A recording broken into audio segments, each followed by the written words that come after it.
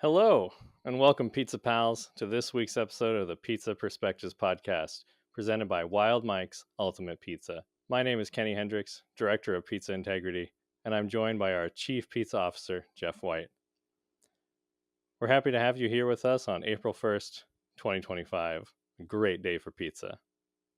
We will return to our regularly scheduled programming next week. If you enjoyed this episode, please leave us a review, share it with your friends, and remember, we aren't in the pizza business, but pizza is our business. To begin today's episode of the podcast, we'd like to discuss the last pizza we ate. Jeff, what was the last pizza you ate? Did you enjoy it? Hi, happy to be here. It's just feel honored to be able to talk about my favorite thing in the world besides my wife and my dog, pizza. The last pizza I ate, unfortunately or fortunately, if you will, was a Kroger frozen pizza. Kroger, for West Coast folks, is Fred Meyer, QFC type of situation. So I had a Kroger. I think it was just pepperoni or something. However, Kroger has a good app and it was free. So it was free pizza. So it was great pizza. It was served its purpose for sure. But what about you? It looks like maybe you've had a lot of Wild Mikes recently by the looks I of your have backdrop. I have been eating a lot of Wild Mikes lately. These are, we'll just call them pizza trophies that I have acquired over the last couple of weeks as we've been enjoying the wide variety of Wild Mike's pizzas. Unfortunately, the actual last pizza I ate was leftover Costco pizza, which is always good. They're Cheese not pizza bad. from Costco. They're not bad. But that's mainly because I think in the last week, if I had to add it up in my head, and this is a serious statement, I think I've had pizza for like 4 of the last 7 days, Nice. just It's a good one. because of what life has dictated.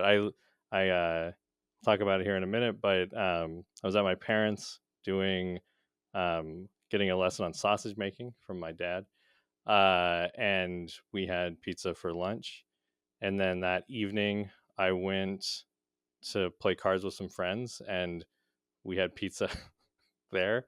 And then the next day, it was like a Saturday, and we did a Costco run. And so we did a Costco run, so we got Costco pizza. You talking about your pizza trophies in the background gave me instant flashbacks to my senior year of college, where I moved in with my first roommate off campus housing, and there was some deal at Safeway for the West Coast folks, but some deal at Safeway where you could get, I don't know, it was cheap pizzas. It was like $3 a pizza or something. So I have a picture somewhere, and not a good job by me to prep for this, but there's a picture of our freezer, which I'm pretty sure had at least 10 or 15 frozen pizzas. We were just like, we're in college. What are we going to do? Yeah. But the trophy aspect of it was we would eat them, and I actually would cut out the covers, and we would use it as a placemat on our, not a placemat, like a tablecloth on our table, our dining room table. Kenny asked me what our dining room table was. What was your dining room table, Jeff? It was a 6-foot table, plastic table that you like get at the store. It wasn't an actual dining room table. So I'll keep us rolling here as we shared our pizza, Costco pizza for you. Their frozen pizzas are good too, and their fresh pizza. It's actually kind of impressive. You know, at the Pizza Perspectives podcast here, we like to highlight the amazing small businesses around the country. So today, Kenny and I are going to talk about 2 local pizzerias to our location. So I live in the Peach State, just outside of Atlanta, Georgia. So I'm going to kind of give you a little rundown of a pizza place called Glide Pizza. I'm actually wearing their shirt right now. That's how much of a fan I am. Glide Pizza was founded by Atlanta native Rob Birdsong.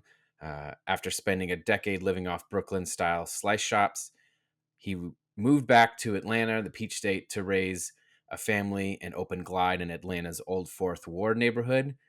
And they recently opened a location that's dangerously close to me in Decatur, Georgia, inside of Inner Voice Brewing. Rob set out to make it happen along Atlanta's famous Beltline with a vision that combines the convenience and cost of street food with premium ingredients and artisanal techniques. They offer classic slices from pepperoni to cheese, but also have unique variations such as Pep City, which is fresh jalapeno, Calabrian chilies, parsley, and pepperoni, as well as the 3000 pizza, which is mozzarella, pork sausage, capers, onions, and they're both served with a side of pickled hot peppers. So if you're not hungry, you probably are now at least. So that is Glide Pizza out of Yeah. Atlanta, Georgia. It's classic and it's just good flavor all around. So what about you, Kenny? I am a fan of the local pizzeria. And remember that because I have something to surprise you with later. I'm a fan of the local pizzeria. And my family lives in kind of rural Oregon out in the farmland. And so I want to talk about Panzanelli Breadstick Shop in Sublimity, Oregon, which is a small town pizza and breadstick maker. The restaurant was created by a man named John Cates, and his children run it today. Local lore, I missed my opportunity to call up the restaurant and just ask them this directly, but local lore, which I think is the best thing you need for a small town restaurant, is that they had a very successful pizza place in honestly a more rural place called Mill City, and they sold that restaurant. And the mythology is that they also sold that dough recipe in the deal. But their proprietors, John was a baker by trade, and so they did a soft pivot into the breadstick business, which I think is truly inspired. And they continue to serve pizza with just a completely different dough recipe. That dough is what makes them, because Panzanelli Breadstick Shop is all about the crust, all about the breadsticks. You could argue that their approach to toppings is like very maximalist, but it's not excessive. And to like give pizza aficionados kind of like a balancing act on there, there's another local place here in Oregon and Washington, I think, Abby's Pizza. And Abby's Pizza is kind of famously just like, you get a meat lovers there, and it's like they're probably like half a cow on that thing. It's not that excessive, but it's also not like as Spartan as like a bistro pizza. It's this perfect balance where if you get their stuff, you know what it's going to be. Yeah, before we kind of tie up in I think we kind of talked about it a little bit, but before we tie that little bow on the section of the two local shops, is there any other place locally in Portland, or I'll go for me in Atlanta, that I've been wanting to try, or that you've been wanting to try. So for me in Atlanta, this is just off the top of my head. There's a couple good places down in downtown Atlanta. I think one is called Slim and Huskies. There's one called Corner Slice, also Indicator, that specializes in Detroit. I haven't really had a Detroit style pizza yet. You're in a much bigger city than I am, so I have tried every place that I want to go to. Yeah, I can't. I'm sitting here thinking, and it's like, oh, I want to try different locations for my favorite places. So there's an awesome. I think it would be more Detroit style because it's like baking pan style pizza, called Ranch Pizza, and they have they started with one location. They've opened a few more, so I'd like to like try around and make sure it's consistent everywhere. Ken's Artisan Bakery, no relation, but great name. They just recently announced that they're going to be expanding their business and returning to regularly serving pizza. Many scholars and food critics of the Portland food scene think that Ken's Artisan Pizza is the best pizza in the city. I don't think I've ever brought this up to you before, so I thought this was an amazing opportunity to tell you a story that I've never shared with you before. But in my youth, I was in an Abby's pizza commercial. Where's the proof? Where's I the know. proof? So this is going to be, we're going to see how good our post-production research can be. I have been trying to find it. I just haven't found the right combination of keywords. But in the 90s, I played basketball in like a YMCA youth capacity. And somehow I think our coach knew, I don't know, the production crew on whoever was going to do this local commercial, or knew the whoever owned the Abbeys. And so they asked us, hey, can you kids sit around a table and eat pizza? Which you think would be the simplest ask, right? But I kept staring at the camera. And so they had to keep doing retakes. But yeah, it was one of those things where there was probably like a bigger commercial project underway for the Abby's brand, but then they wanted for the local markets to like cut in to the local place that people would know. And so we were just part of like, oh, reach for the pizza, pick up the pizza, hold the pizza, look like you're having fun eating the pizza, and don't look at the camera. Um, so yeah, I as we've been preparing for this conversation, I That's was like, awesome. I gotta save this. I can't let this out of the bag. I gotta tell Jeff and get his live Yeah. reaction.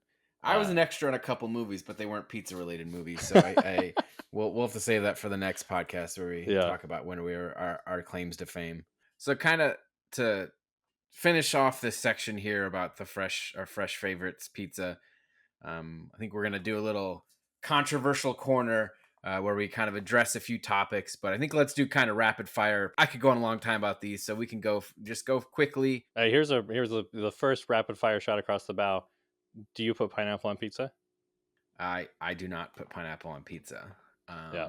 I think I attribute that to. I think at one time I had it. I'm having flashbacks of having it like room temperature. Mm-hmm. So I think if it was warm and the pineapple was fresh or something, I think I would have probably enjoyed it. But I remember like one time, like, you're at a gathering or something and the pizza's been out for a while and it's all the pizza they had. And you're just kind of like, well, it's pizza. So ham and pineapple is great, but get some other things in there. You know what I mean? To kind of help elevate it. I'm a fan. I love a good Hawaiian pizza. I love a good pineapple on pizza, but I agree. It has to be warm, and I think it has to be paired with something like a jalapeno. Next kind of controversial question we have is, do you think flatbreads are pizza? I don't. And I'm right there with you. Like yeah. It's like it's a fancy cracker. It's not pizza. Pizza to me has to have movement or rise, right? Mm-hmm. Like the crust has to rise, the crust has to pop up, the crust has to it's bread. Like flatbread to me it's flat bread. Like it doesn't move after you cook it or anything. And so it's just kind of, I don't know. And from the flatbreads I've seen, there's no real crust. You need something to kind of contain the sauce and everything. Yeah. I just think flatbreads are lazy. Best practices for reheating a fresh pizza. I will kind of, I think there's multiple methods. There's an oven method, a stovetop method, and microwave method. I think your kind of best methods. I don't mind the oven method. It might get a tad dry, but at least it's warm. Sure. Stovetop is good, but it's a lot of work. And then microwave to me is if it's like a not very good frozen pizza. Like I'll admit it, that Kroger pizza, I didn't want to put it in the oven. I was like, I'm not gonna do that. So I just put it in the microwave and it was like, lukewarm, right? It wasn't even fully warm. But that was fine because that was a Kroger pizza. So yeah, I think the best method is oven. I'm not a big fan of the stovetop. What about you? I eat it cold. I think you're wasting time reheating pizza. Because if pizza is not good cold, it's probably only okay pizza. And I just really think that, I don't reheat a lot of leftovers. I'm a weird guy like that. It has to be something very particular that I'm like, okay, this requires reheating. I recently went on a trip and I had a pizza and it wasn't very good. And that's for me to say a pizza wasn't good, it's gotta not be good. I kept it because I'm not heathen. I'm not a barbarian. Like I don't throw away pizza. So I kept it the next day and I had it for breakfast. Or I had it I called it appetizer breakfast. Before our actual breakfast, I had a slice of pizza and I was like, this is better cold. So I liked your statement of like, if it's not good cold, it's only okay pizza, which I can see, but also the cold was weirdly on that one made it a lot better, but that one might have also been a flatbread because it didn't have a whole lot of rise. So that brings us to the last one that we have queued up here. How does one go about keeping the integrity of pizza alive? What are your tips there? What should a pizza paisan not do? I don't know. It's all in the sauce for me. Some of these sauces are just too sugary, and that's sure it tastes good, but it's not. It's like then it's just your body's addicted to the sugar. You need a good, well balanced sauce, and I think that's important. You can really make or break your pizza there. The biggest thing for me for maintaining that pizza integrity is just that sauce. Like I just don't do the overly sugary sauces. So I completely agree. But you talking about sauce popped something into my head. This will be the hot take that we'll close out the fresh section on. I prefer white sauce to red sauce on pizza. If I'm looking at a pizza menu, and there is a white sauce pizza and a red sauce pizza, and those are my two options. I'm going for the white sauce pizza 9 times out of 10. Wow. Yeah. That's wild, because I can't tell you the last time I had a white sauce pizza. That's crazy. That's I didn't even think about that. The white sauce pizza. Frankly, wow. Okay. So yeah, I think that's a great place to end the controversial corner before I, jump at my screen and try and strangle Kenny. I'm kidding. This episode of the Pizza Perspectives podcast is sponsored by Wild Mike's Ultimate Pizza. Craving the taste of scratch-made pizza? Look no further than Wild Mike's Ultimate Pizza. Our pies are made with only the freshest ingredients. No artificial anything. Just pure, delicious flavor in every bite for every eating occasion. Find Wild Mike's at a grocery store near you by visiting wildmikesultimatepizza.com. And Jeff, you just pulled a Wild Mike's out of the oven. Why, yes, I did, Kenny. I got this beautiful Wild Mike's combination pizza. I had a bite right before we came on here. Here's the box. I know you got a bunch behind you, but I think this is kind of unique from Wild Mike's is that they have smaller pizzas. I am genuinely a huge fan. For folks in the Pacific Northwest, you can find them at Safeways in the frozen food section, and Wild Mike's is such a great option. I'm also just a big fan of supporting another local Oregon company. They're based here in Oregon, just like HawkSoft, who, depending on how this goes, Jeff and I might formerly have worked for. But they're a great company, and they've been a great sponsor of this podcast. Wild Mike's, scratch made pizzeria taste. Thank you for sponsoring today's episode. Ooh, I feel a chill coming on. Must mean we're entering the frozen section of today's podcast. You can't forget about the frozen aisle. The frozen aisle is, a very important part of the grocery store, and you can't forget about the frozen pizza section, which, depending on where you're at, takes up almost a whole side of the aisle. We're going to talk about frozen pizzas we enjoy, and to give you kind of a base, I'm going to give you a brief little history about frozen pizza. As early as 1950, pizza restaurant owners in the United States had started offering refrigerated pizzas for customers to cook in their own homes. In June of 1950, the New York Times wrote that the trend of refrigerated, ready-to-cook pizzas had recently become popular in Boston, leading to a New York City baker named Leo, can't even say it, Geoffrey, selling similar pizzas in his hometown for 49 cents each. America's frozen pizza business was mostly made up of regional players until the 60s. Then married couple Rose and Jim Totino began mass producing frozen pizzas from a plant in St. Louis Park, Minnesota. I bet they know Jerry Fox. In 1962. They must know Jerry Fox. By the 1970s, Totino's became the country's top-selling frozen pizza. Annual sales jumped from 10 million in 1970 to 50 million in 1974. According to Forbes. And the couple sold their business to Pillsbury Company in 1975 for $22 million. Fast forward about 40 years to 2010, Kraft Foods sold its U.S. and Canada frozen pizza business, which includes both DiGiorno and Tombstone, to Nestle for $3.7 billion. That's a lot of dough. That's a lot of dough. I think it begs the question, why do we think the frozen pizza industry is worth so much money? I'm a huge fan of pizza as actually way healthier than people give it credit for. Pizza in general, it contains the carbs you need, generally the protein you need, fat you need, all in one solid delivery system. And more often than not, it's very tasty. Generally, a serving of vegetables with it. I agree with you. Sugary sauce is bad, but a good balanced sauce is going to have like a whole bunch of vegetables in it. If you're eating a veggie pizza, it's going to have a lot of veggies too. And so I think that translates to frozen pizza, because when people are like looking for how do I eat something good and fulfilling and sustaining, but fast, frozen pizza. And it's convenient. You can just stock up and have 15 in your fridge to fuel those late night study sessions. And you're good to go. I think that's why it's such big business. You can feed a whole family on it. You can really kind of, it's for a decent price too. I mean, at this point, which I think is kind of impressive. I have very fond memories of frozen pizza in general, but I think it's also kind of fun to see how frozen pizza came to be. If anyone does any other research about it, it's a lot of just like mom and pop starting or bars. Like Mm. Tombstone Pizza was literally, they served it out of a bar called the Tombstone Tap, I believe in Wisconsin. Don't nobody get mad at me if I'm wrong. $20 billion is a lot of money, but I think it's gonna only increase, and I think it's just because everybody loves pizza. I haven't met a person that doesn't like pizza. That was a great overview of frozen pizza, Jeff. And I know that doing that research, you got exposed to a lot of interesting little facts.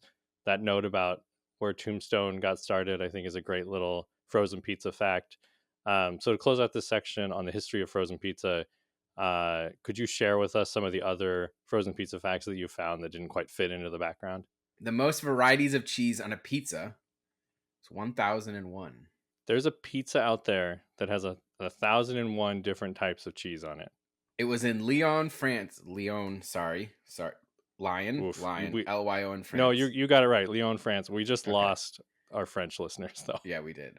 On October 8th, 2023, by a bunch of people's names I'm not going to pronounce because I Fair. am 100% going to get them wrong. So in 1905, Lombardi's Pizza, I believe this is in New York, or I don't know, someone can correct me if I'm wrong, but they became the first officially licensed pizzeria in the United States in 1905.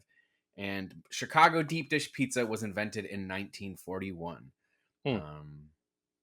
So those are pizza facts according to pizzatoday.com. Well, to continue our discussion on frozen pizza, we actually have a special guest.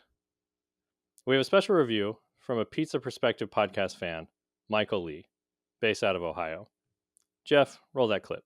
Alrighty, well today we're diving into the world of frozen pizza because let's just be honest, sometimes you need a quick and easy pizza fix without waiting on delivery. I've grabbed two contenders actually today. We got the Rayo's brick oven pizza with the uncured pepperoni, and then we have Connie's sausage and pepperoni classic thin crust. Let's see how they stack up. Alright, so first off we got the Rayo's. So I had high hopes right out of the oven. The crust, it's a nice golden look to it. Definitely thicker than the standard thin crust that you typically see. The pepperoni, though, it's a little on the fancier side, not as greasy as some other frozen pizzas and that kind of stuff. The crust, though,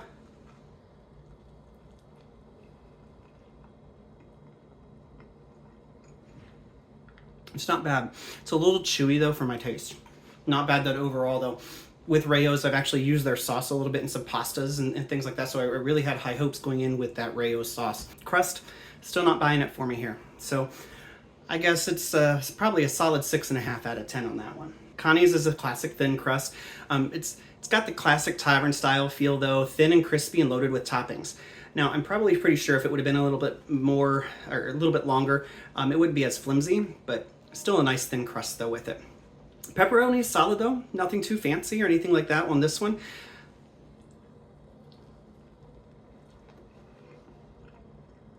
The sauce is actually more on a milder side, not as bold as what Rayo's was. It does stay crispy though, has a good bite and holds up with all the toppings. I'd actually probably give this one a little bit better than the Rayo's though. I mean, just with the crust and everything. So we're probably going to go about an 8 out of 10 on this one. I mean, I'd totally do that for Connie's pizza here. So the verdict though, if you love saucy, slightly fancier pizza, Rayo's might be your pick, especially if you like that thicker crust there. But if you want a classic crispy meat-loaded experience, Connie's does take that win. Either way, frozen pizza's come a long way over the years, better than some of the others that are definitely out there. But if you'll excuse me, I got some pizza I need to eat. Thank you, Michael. I really appreciate that. You've always been a great fan of the show and a great contributor to our conversations. Look forward to the next time we can be together and share a slice. And finally, we'd like to determine the perfect 8 slices of frozen pizza that make the perfect frozen pizza pie. We're going to draft 8 of our favorite frozen pizzas into one super pizza. A little disclaimer at the front. Jeff is in the east, I'm in the west. There's some variation in choices due to geographic location. But we'll start there. Let's do this frozen pizza draft. Okay, so let's do this pizza draft. I believe to be official, we're going to flip a coin. This is a gold dollar from It's regulation, gold dollar, 2000. Do you want heads or tails? I'll do heads. Okay. It is heads. Okay. It is heads. Okay. I will go first in this draft of the ultimate frozen pizza. And I know people are going to be like, well, obviously, but I'm going to choose Wild Mike's combination pizza, which is the one I actually had today, which is just sausage and uncured pepperoni. This is frustrating because that was literally my first pick. But we have a deep bench. There's a lot of great frozen pizza out there. To illustrate to our audience that we are not tainted by the sponsorship, because Wild Mike's gives us a lot of freedom to discuss the wide world of pizza. I'm actually going to say that my first pick would be Screamin' Sicilian stuffed crust cheese pizza. It is a go-to inside the house. Wild Mike's has really started to encroach in that territory. We get them about as equally often nowadays. Is that the Bessie's Revenge? It is not the Bessie's Revenge. Okay. Don't you dare look at Bessie's Revenge. Just saying. Don't. Just wanted to make sure. I only have so many things in my pizza notes, please. Well, it's embarrassing for you because I got plenty. My second pick, I'm going to go with, and I think I'm a little bit of advantage because I don't know if you actually get this up there, but Home Run Inn sausage pizza. I grew up in the great state of Illinois, just outside of Chicago, and Home Run Inn frozen pizzas were top notch. So I'm picking the sausage variety. Okay. We're probably too similar to do this because I would say that my number 2 slice would be from the Motor City Pizza Company because they do a Detroit style square pizza. It's deep dish, and I'm gonna say their pepperoni would be my second slice. I'm a huge fan of Detroit style pizza, and I just think that it comes out of the oven really well. It's tasty. The crust is really thick and airy, and I'm a fan. I'm a big fan. My next one I'm picking is from Aldi, which is a famous grocery store that's kind of taken over the East Coast a little bit. And they have a very good tavern style cheese pizza. And if you go to Chicago, go to any bar, go to anywhere and just look for tavern style. My hot take is I prefer that over deep dish. I mean, deep dish is still great, but tavern style is great, is just more enjoyable to me. So that is Mama Cozy's. Aldi is a grocery store, but it's Mama Cozy's brand, tavern style. It's their brand. It's like their house brand, tavern style cheese pizza. Solid pick. I think in my 3 spot, and really a pizza is round, so all of these are equal. But at this point, I will say Wild Mike's 4 cheese rebel size pizza. It's their 9-inch. Huge fan. Great crust. Great cheese. You throw on the Italian seasoning packet that comes with it. Phenomenal pizza. Cheese pizza is very good. Kevin McAllister is happy. It's not, there's cheese pizza left for him. So it's I'm a huge fan of cheese pizza, and it's going to show up a lot in my draft. Okay, I'm going to do a little. I'm gonna go a little crazy, not a little crazy here, but sure. You probably wouldn't, or nobody would expect this one. But I remember I had this one in the last year or two, and I was impressed with it. Kind of, maybe I had lower standards, but I was impressed with it. And that is Walmart's name brand, their own brand, chicken bacon ranch pizza. Oh, okay. It was just good. I don't know what it was, and it probably, I don't shop at a Walmart a whole lot, but I remember I got it because I was like, I gotta try it. And it was just really good. So I get a little variety, right? I started off with a combination, then I got the sausage, and I got the cheese. Now I got a little chicken and bacon in there. So that's gonna round out the first half of my pizza, and I think it's really gonna make it good. This is very frustrating because and I think it's a testament to why we started the Pizza Perspectives podcast. We share a lot of thoughts on pizza because my 4th pick is also a chicken pizza, and maybe a bit more of a West Coast thing. I know this brand is popular, maybe controversial, but I will admit that I am a fan of the California Pizza Kitchen, the roasted garlic chicken variety they have. That's a white sauce and solid protein in it. barbecue chicken pizzas are like a classic thing. They always Mhm. give me heartburn, so I avoid them. Yeah, I've seen those at the store, but yeah, they're not that big down here, California Pizza Kitchen, now that I think about it. Okay, so my fifth slice, I'm going to go back to Aldi, Mm. Mama Cozy's brand, and this is their breakfast pizza with sausage. Ooh. So I Yeah. believe I've talked about this before, but not on the podcast, unfortunately. We just have a lot of discussions about pizza just in general. We really But do. it's a classic kind of pizza crust. Gravy is the sauce.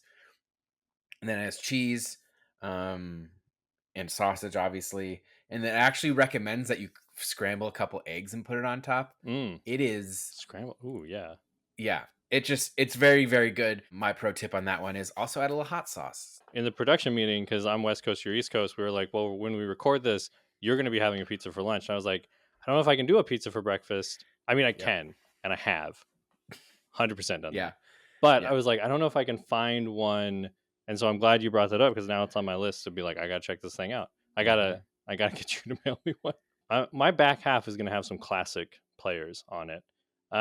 Particularly, I'm a fan of the Red Baron pepperoni pizza. It is a solid, classic pepperoni pizza. No fuss, no muss. Solid flavors, good size, consistent, always comes out good. Yeah, I'm a fan. I'll kind of go in that same direction of classic. I'll go with the Tombstone pepperoni and sausage. I know it's still a combination, but Yeah. super nostalgic for me. Tombstone was huge in Illinois where I grew up, and I remember always my dad growing up. We'd watch the Chicago Bears probably lose a football game and eat some Tombstone pizza. So that was Yeah. kind of the big thing for me. That's more of a nostalgia pick. So I have to bring up, this is, I'm cheating a little here, because if I'm gonna make a Screamin' Sicilian stuffed crust cheese pizza, I am also going to make the stuffed crust pepperoni. What we started realizing is frozen pizza is great for dinner. There's never any leftovers. But if we make two, we have lunch for the next day. And so I'm gonna say my sixth pick, Screamin' Sicilian stuffed crust pepperoni. That one factors in as okay. This is, I want this to balance out um, the cheese, the stuffed crust cheese, because I'm always gonna make them both at the same time. So if we're putting together the ultimate pizza, I need both. That's fair enough. As I've said, I think earlier in the episode, I'm a little bit of a pizza purist, and I just kind of like the classics. But I'm going to go with Motor City Pizza Company's kind of 3-meat combination pizza. I liked it when I had it. You know, Detroit style's a lot of bread, but it's still very tasty. So I would pick that. Going in my theme of balance, I do want to give some credit and put one more Wild Mike's on here, because their pepperoni, very solid pizza. If I'm reaching for a frozen pizza and I'm not going to the effort of going out to an actual pizzeria, I want an easy night. And so I want the classics. Wild Mike's, pepperoni. It's like you're in a pizzeria. Comes out great. Pepperoni curls appropriately. You throw on some of those red pepper flakes, that Italian seasoning. It's fantastic. That's my that was my seventh pick. Okay. Respectable. My final pick, I'm going to go with Costco's frozen pepperoni pizza.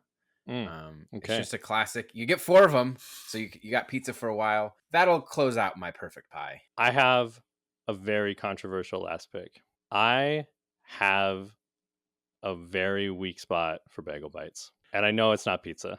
Oh but, my god! But I'm gonna say that my eighth slice. Like, if I'm being honest, if I am, wife's out of town, I'm alone, it's like single guy behavior, I'm gonna get some bagel bites, and I'm gonna eat some bagel Wow. bites.